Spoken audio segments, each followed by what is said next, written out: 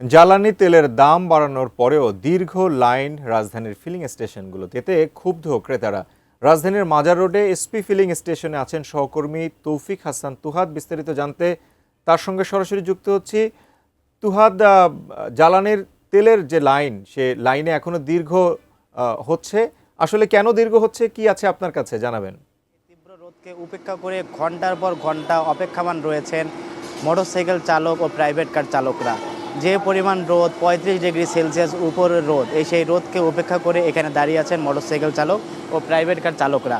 Hormuz প্রণালী বন্ধ করে দেওয়ার পর থেকে বিশ্ববাজারে জ্বালানির অস্থিরতা সৃষ্টি হয়েছে।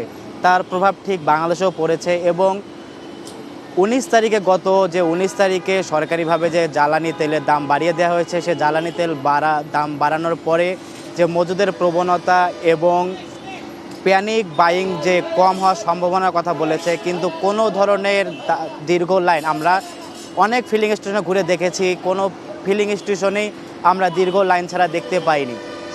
বেশিরভাগ সব ফিলিং স্টেশনে আমরা দীর্ঘ লাইন দেখতে পেয়েছি প্রাইভেট কার এবং মোটরসাইকেল চালকদের। এবং বিভিন্ন ফিলিং স্টেশনে বিভিন্ন ধরনের তেল দেওয়া হচ্ছে। সর্বোচ্চ কিছু আমরা আসাদগেট ফিলিং স্টেশনে গিয়েছিলাম, সেখানে দেখে এসেছি এবং শুনেছি যে সর্বোচ্চ 1200 টাকা ফুয়েল পাস যাদের রয়েছে তাদেরকে সর্বোচ্চ 1200 টাকা, মোটরসাইকেল চালকদের অকটেন দেওয়া হচ্ছে। এবং আমরা এই মুহূর্তে রয়েছি দারুসালাম এসপি ফিলিং স্টেশনে, এখানে সর্বোচ্চ 1000 টাকার তেল দেওয়া হচ্ছে। শুধুমাত্র যাদের ফুয়েল পাস রয়েছে তাদেরকে এই তেল দেওয়া হচ্ছে। এছাড়া কোনো ধরনের ফুয়েল পাস যাদের নেই, যাদের বাটন ফোন, আমাদের সাথে কথা বলেছি ফিলিং স্টেশন কর্তৃপক্ষের সাথে, যাদের বাটন ফোন রয়েছে, স্মার্টফোন নেই ফিলিং স্টেশন, তাদেরকে বাগবিতণ্ডার পরে তাদেরকে সর্বোচ্চ 500 টাকার করে তেল দেওয়া হচ্ছে।